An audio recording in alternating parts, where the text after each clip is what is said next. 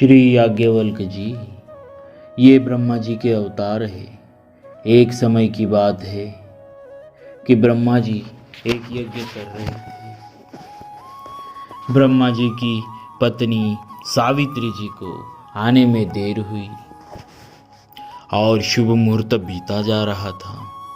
तब इंद्र ने एक गोप कन्या को लाकर कहा कि इसका पानी ग्रहण कर यज्ञ आरंभ कीजिए। परंतु ब्राह्मणी न होने के कारण उसको ब्रह्मा ने गौ के मुख में प्रविष्ट कर योनि द्वारा निकालकर ब्राह्मणी बना लिया, क्योंकि ब्राह्मण का और गौ का कुल शास्त्र में एक माना गया है। फिर विधिवत उसका पानी ग्रहण कर उन्होंने यज्ञ आरंभ किया। यही गायत्री है।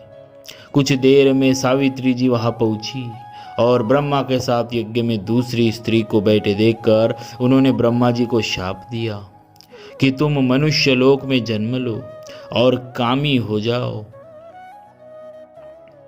अपना संबंध ब्रह्मा से तोड़कर वे तपस्या करने चली गई। कालांतर में ब्रह्मा जी ने चारण ऋषि के यहाँ जन्म लिया और वहां उनका याज्ञवल्क्य नाम हुआ।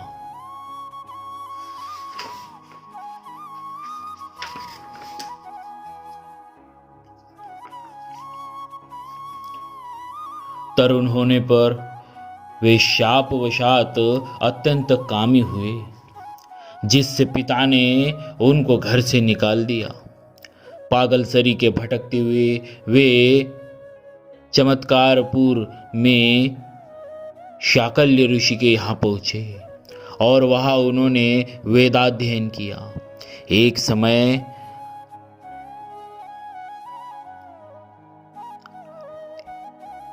एक समय अनर्त्य देश का राजा चातुर्मास्य व्रत करने को वहां पहुंचा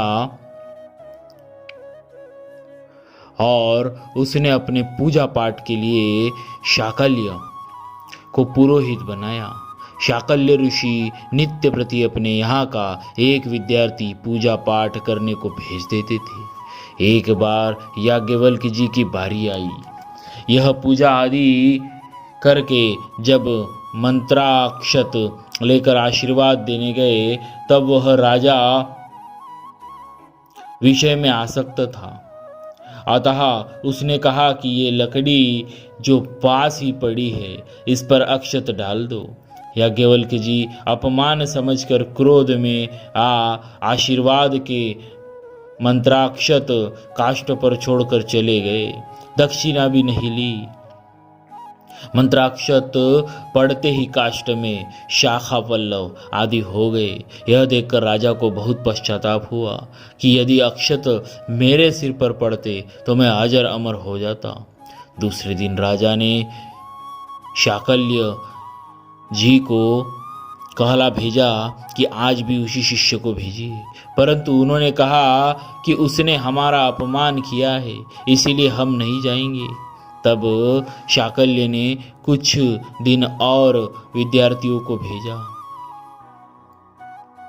राजा विद्यार्थियों से दूसरे काष्ठ पर आशीर्वाद छुड़वा देता, परंतु किसी के मंत्राक्षत से काष्ठ हरा भरा न हुआ।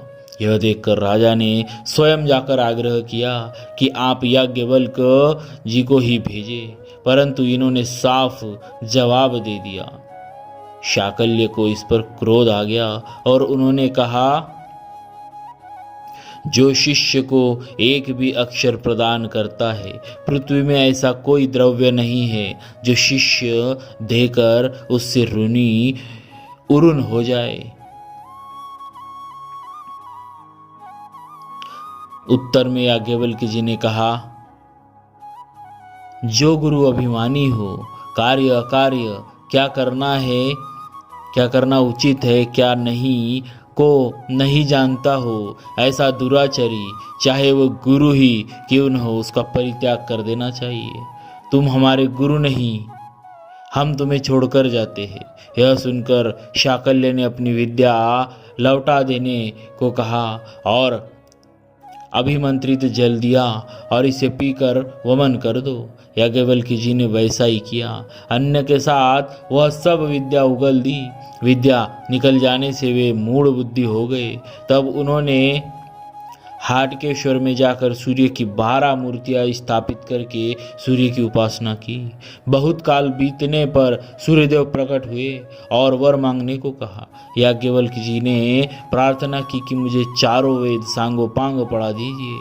सूर्यदेव ने कृपा करके इन्हें वह मंत्र बतलाया जिससे वे सूक्ष्म रूप धारण कर सके और कहा कि तुम सूक्ष्म शरीर से मेरे रथ के घोड़ों के कान में बैठ जाओ।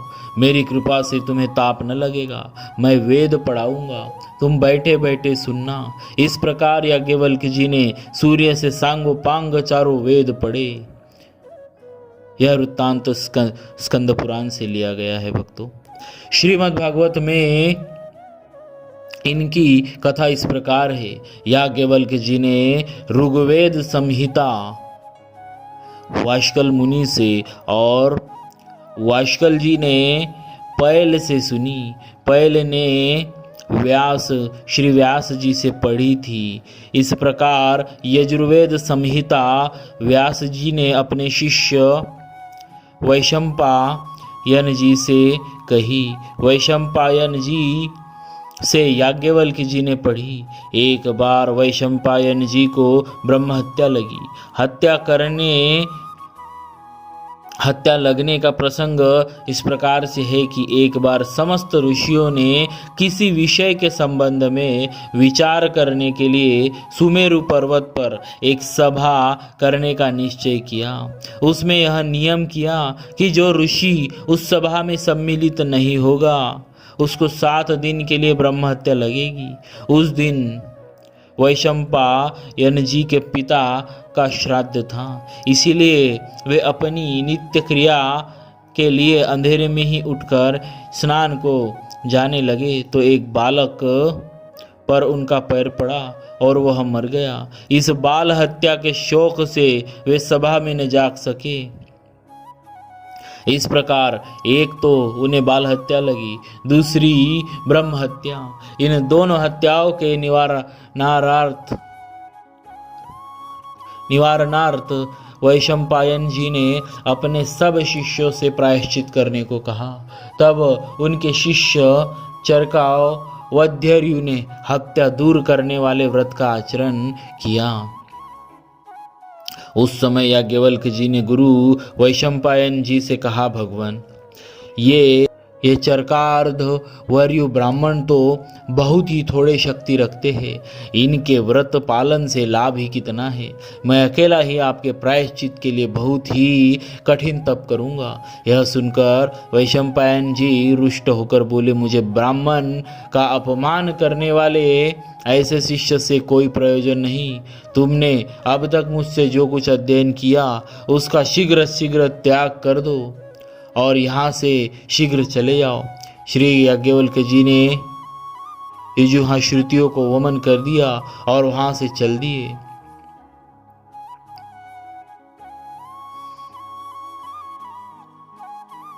उन वमन रूप में पड़े हुए यजुर्वेद के अत्यंत सुरम्य मंत्र को देखकर अन्यान्य मुनियों ने लोलुपतावश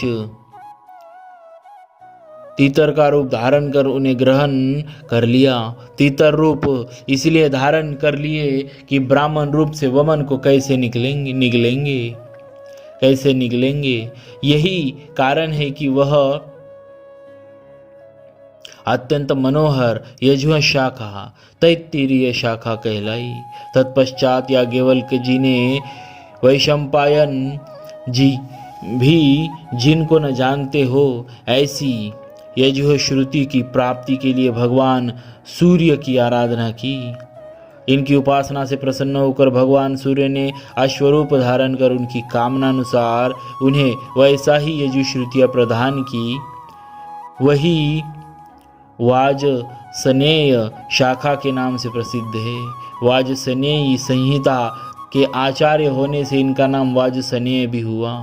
एक बार मोक्षवित जनक के पिता देवरात जी ने यज्ञ किया।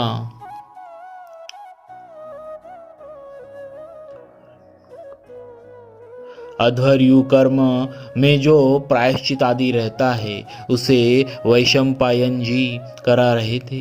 उनके करने में कुछ त्रुटि हो जाने से यज्ञ में कुछ न्यूनता मालूम पड़ी। उस समय याज्ञवल्क्य जी ने वैशंपायन जी को टोका। तब जनक और वैशंपायन दोनों ने इनसे प्रार्थना की कि उनकी पूर्ति करा दी जाए। याज्ञवल्क्य जी ने अपने वेदों से उस त्रुटि की पूर्ति कराई।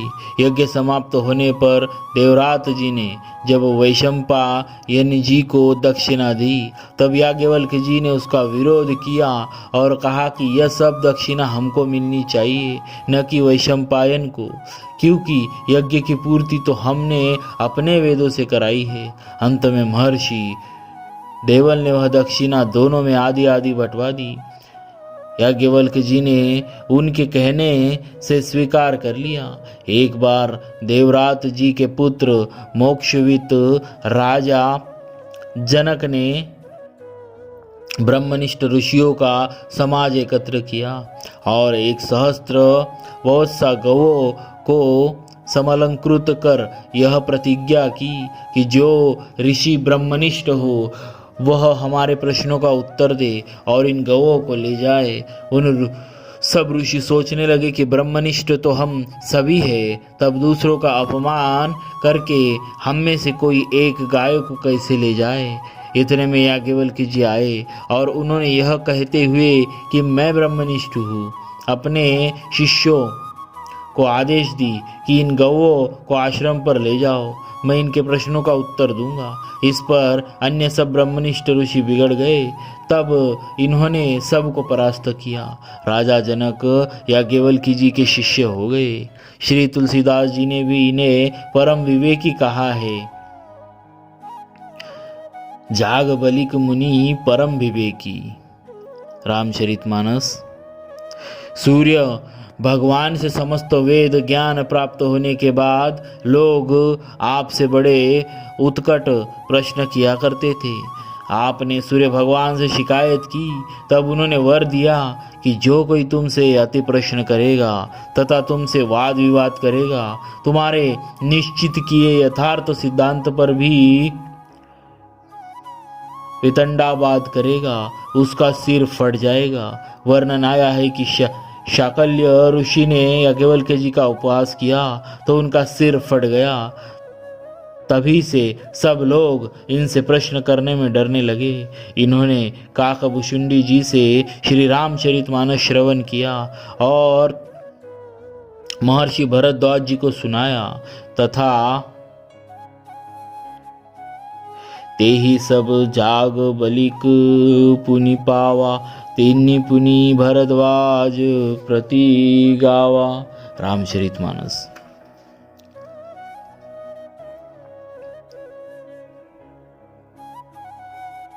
इस प्रकार पृथ्वी पर श्री राम कथा के प्रचार में भी इनका अत्यंत महत्वपूर्ण योगदान है।